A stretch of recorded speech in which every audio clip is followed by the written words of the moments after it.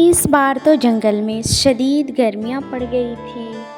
तेज़ धूप और बहुत ज़्यादा गर्मी के कारण जंगल के सभी पक्षी बहुत परेशान थे। अरे क्या बताऊँ कबूतर भाई, इस गर्मी ने तो हमें मार ही दिया। जो भी काम करो इतनी ज़्यादा गर्मी लगती है कि करा ही नहीं जाता वो काम। अगर नदी के पानी में भी नहाना सोचो तो वो पानी भी गर्म। अब हम पक्षी इस गर्मी में जाएं तो कहाँ जाएं? तभी वहाँ पर बुलबुल आती है। अरे कबूतर भाई, मीनू भाई, चलो जल्दी। वहाँ पर एक का भाई ने बर्फ़ की दुकान खोली है, चलो जाके वहाँ पे जल्दी बर्फ़ खरीदते हैं। चलो चलो जल्दी चलो। ये सुनकर वे तीनों पक्षी खुशी खुशी बर्फ़ खरीदने के लिए वहाँ जाते हैं। मीनू चिड़िया, कल तुमने ये बर्फ़ की दुकान क्यों नहीं खोली थी? बर्फ़ ना मिलने की वजह से तो कल का सारा दिन मेरा ख़राब गया। सारा दिन मैंने गरम गरम पानी पिया। हाँ मीनू चिड़िया, अगर तुम्हें किसी दिन अपना दुकान बंद करना हो तो हमें पहले ही बर्फ़ दिया करो, क्योंकि इस बढ़ती हुई गर्मी में सिर्फ आखिरी आश्रय तुम्हारा। अरे पक्षियों, वो तो कल मुझे किसी काम के लिए जाना पड़ गया था, पर तुम सब अब बिल्कुल चिंता मत करो, क्योंकि मैं अपनी दुकान अब रोज़ाना खोलूँगी। इस बढ़ती हुई गर्मियों ने मीनू ने अपने दुकान खोली थी, क्योंकि जंगल में सिर्फ मीनू चिड़िया के पास ही फ्रिज था। मम्मा, मैंने आपको सारा दिन ही बर्फ़ बेचते हुए देखा है। अब बर्फ़ बेचते हुए थक गए हो और फिर रात को रोज़ाना आने के बाद फ्रिज में हर रोज़ पानी रखते हो, इसीलिए मैं कल के लिए पानी रख दिया है फ्रिज में। बस अब आप आराम से सो जाओ। अरे वाह, मेरे बेटे को मेरा कितना ख्याल है। मनो चिड़ी, अब तुम भी आराम से सो जाओ। फिर माँ और बेटा सारा दिन काम करके आराम से फिर रात को सो जाते हैं। अगले दिन भी मीनू चिड़िया के दुकान पर बहुत सी पक्षियों की भीड़ लगी थी, क्योंकि इस बढ़ती हुई गर्मी में मीनू चिड़िया के पास सारे पक्षी भागते भागते हुए आते थे। कालू जी, ये ले, मैं आपके लिए गर्मा गर्म चाय बना के लाई हूँ। चाय को तुम अपने सर पर डाल लो। भला इतनी गर्मी में भी कोई गर्मा गर्म चाय पिएगा? ये नहीं बोलते हैं कि आप इतनी गर्मी में अपना पति को ठंडा ठंडा जूस बनाकर पिला दो। वाह वाह, घर में खाने का भोजन नहीं और बातें अमीरों घरवाली की। कालू जी, बर्फ़ खरीदने के लिए पैसे भी लगते हैं, कोई मुफ्त में नहीं मिलती हर चीज़। हाँ तो तुम मुफ्त में क्यों आ गई है मेरे पास? दहेज में तो तुम कुछ भी नहीं लाए हो। तुम्हारा भी चालाक भाई अपनी चालाक बहन दे गई है। बस बस, अब ज़्यादा हो रहा है कालू जी, बात मत करो अब। ऐसे दोनों की तू मैं हो रही थी कि तभी वहाँ पर उसका बेटा राजू कौवा आता है। अरे मम्मी पापा, आप दोनों की आवाज़ बाहर तक आ रहे हैं, लड़ाई क्यों कर रही हो? हर समय बस लड़ाई करते रहते हो। पापा, आपको ठंडा ठंडा जूस पीना है ना? मैं अभी बर्फ़ लेके आता हूँ, और वो भी मुफ्त में। ऐसा कहकर राजू कौवा मीनू कौवा के घर की तरफ जाता है। मीनू चिड़िया और मनो चिड़ा अपनी दुकान पर बर्फ़ बेचने में ही तो लगे थे। पीछे से राजू कौवा उनके घर में आता है। ये सही मौका है, मैं जल्दी से फ्रिज के सारे बर्फ़ को चुरा लेता हूँ। राजू कौवा फ्रिज खोलकर एक बड़ा बर्फ़ निकालता है और वे बर्फ़ लेकर फौरन अपने घर चला जाता है। देखो बाबा, मैं कितनी बड़ी बर्फ़ लेकर आया हूँ, वो भी मुफ्त में। वाह मेरे बेटे, इतनी गर्मी में इतनी बर्फ का टुकड़ा लेकर आए हो, सोने के बराबर है। चलो रानी, अब देखो बर्फ भी आ गए हैं। चलो अब हम तीनों के लिए बर्फ लेकर आओ। थोड़ी देर में रानी तभी गिलास में ठंडा ठंडा जूस बनाकर लाती है। बाबा, अब मैं इसी तरह से मीनू आंटी के घर से रोज़ाना बर्फ़ चुरा कर लाया करूँगा और किसी को कुछ पता भी नहीं चलेगा।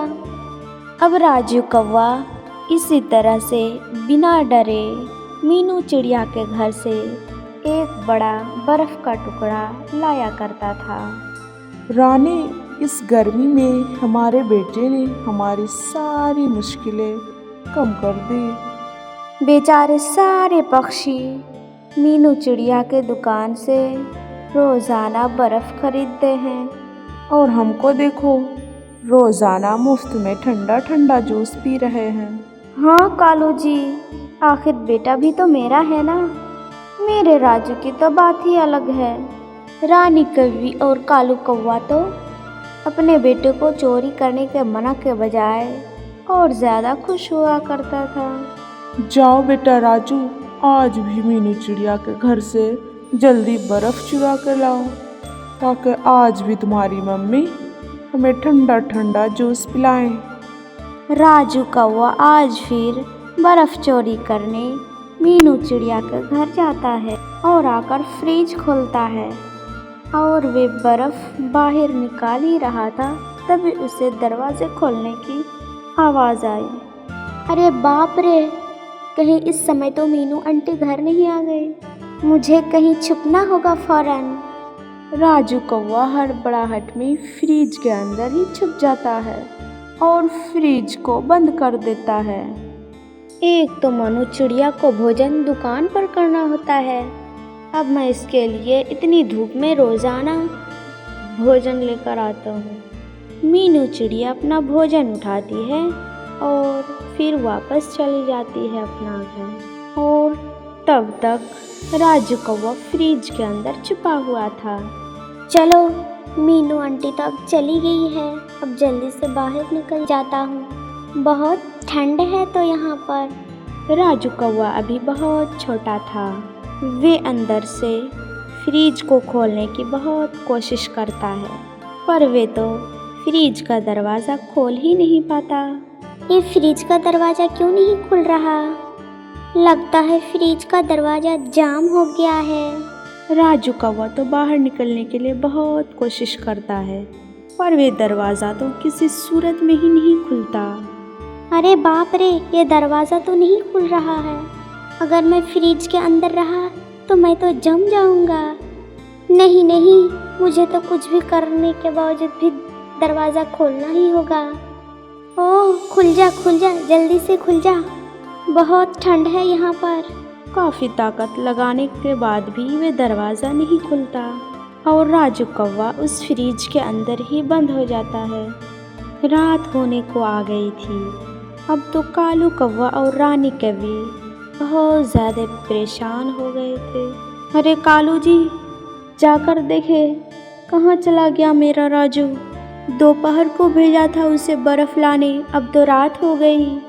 रानी, अभी मैंने मीनू चिड़िया को देखा है कि दुकान बंद करके वो घर गई है। कहीं मीनू चिड़िया ने तो हमारे राजू कौवे को तो नहीं पकड़ लिया। मुझे तो बहुत चिंता हो रही है राजू की। चले, मीनू चिड़िया के घर पर ही जाकर देखते हैं। कालू चिड़िया और रानी कौवी फिर मीनू चिड़िया के घर जाते हैं और वे जाते ही फ़ौरन से फ्रिज खोलते हैं और क्या देखते हैं, फ्रिज में ही तो राजू कौवा था। तो वे ठंड के कारण फ्रिज में ही वे मर चुका था। ये क्या हो गया? कालू जी, मेरे बेटे को क्या हो गया? लगता है रानी, मेरे बच्चे फ्रिज के अंदर हो जाने के बाद ही मर गया है, ठंड के वजह से। ये क्या? राजू कौवा मेरे फ्रिज के अंदर कैसे आ गया है? मीनू चिड़िया, राजू कौवा तुम्हारे फ्रिज के अंदर से रोज़ाना बर्फ़ चुरा कर ले जाया करता था, पर ना जाने आज ये फ्रिज के अंदर कैसे बंद हो गया। तुम्हें शर्म आनी चाहिए कालू कौवे, अपने मासूम कौवे से तुम चोरी करवाते हो। तुम्हें चोरी करने की सज़ा मिल गई है। अब पूरी ज़िंदगी तुम अपने बेटे का सोच सोच कर पछताते रहो। कालू कौवा और रानी कौवी बहुत पछताते हैं, पर अब पछतावे के अलावा उनके पास अब कुछ नहीं बचा था। इसीलिए कहते हैं बच्चों, लालच बुरी बला है। हमें किसी चीज़ के ऊपर लालच नहीं करना चाहिए। धन्यवाद। द्रिंगामन के जंगल में टुनटुनी चिड़िया अपने 2 बच्चों के साथ रहा करती थी। टुनटुनी चिड़िया अपने बच्चों से बहुत प्यार करती थी। टुनटुनी चिड़िया ने अपना घोंसला नदी के पास ही बनाया था, इसीलिए टुनटुनी चिड़िया को पानी पीने के लिए दूर नहीं जाना पड़ता था। लेकिन भोजन के खोज के लिए उसे दूर तक जाना पड़ता था। मेरी बच्चे भूखे होंगे, इसलिए मैं अपने बच्चों के लिए भोजन लाने जाती हूँ। ऐसे भी मौसम भी बहुत ख़राब है, इसलिए भी मुझे जल्द ही जल्द लौटना होगा। एक आकर टुनटुनी चिड़िया अपने दोनों बच्चों को घोंसले में छोड़कर भोजन की तलाश में चली जाती है। टुनटुनी चिड़िया एक आमों के पेड़ में जाती है। वहाँ आम बहुत पके पके थे। टुनटुनी चिड़िया एक आम के पेड़ से 2 आम तोड़ लेते हैं। जैसे ही टुनटुनी चिड़िया आमों को लेकर वापस चली आती है तो साथ ही साथ बारिश और हवा भी बहुत तेज़ चलने लगती है। अरे ये क्या, मेरे बच्चे तो डर जाएंगे, वे तो अभी बहुत छोटे हैं। फिर से टुनटुनी चिड़िया मौसम के परवाह के बिना वहाँ से उड़ जाती है। तेज़ हवा में उड़ना बहुत मुश्किल हो रहा था, लेकिन कैसे भी करके टुनटुनी चिड़िया को अपने बच्चों के पास जाना था। बहुत मुश्किल से टुनटुनी चिड़िया अपने बच्चों के पास पहुंच जाती है। मेरे प्यारे बच्चों, आप यहाँ घोंसले के अंदर छुप जाओ, क्योंकि बहुत तेज़ तूफ़ान है। टुनटुनी के बच्चों को अभी उड़ना भी नहीं आता था और फिर तूफ़ान और तेज़ होता जा रहा था। तभी टुनटुनी चिड़िया के घोंसले तेज़ हवा के साथ नीचे गिर जाते हैं और नदी के पानी में बहने लगता है चिड़िया का घोंसला। पर टुनटुनी चिड़िया अपने बच्चों को बचाने के लिए बहुत कोशिश करती है, लेकिन तेज़ हवा टुनटुनी चिड़िया को उड़ने ही नहीं दे रही थी। कुछ देर बाद तूफ़ान रुक चुका था। सब पेड़ पौधे ऐसे चुप थे कि लगता था कि कभी तूफ़ान ही नहीं आया था। लेकिन टुनटुनी चिड़िया का दुनिया उजड़ चुकी थी। उसके बच्चे नदी के पानी में बह गए थे और टुनटुनी चिड़िया नदी के किनारे बैठे बैठे रो रहे थे।